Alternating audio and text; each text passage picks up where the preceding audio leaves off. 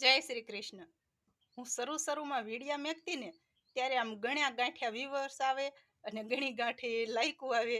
એટલે મને ત્યારે એમ થતું હતું કે આ બધા જે અમારા ફેમિલીના મેમ્બર્સ બધા હોય, કોઈક આંકના હોય, કોઈક પિયરના હોય, કોઈક મોસાળના હોય, એ બધા જ આવી રીતે લાઈક કરતા હશે ને જોતા હશે.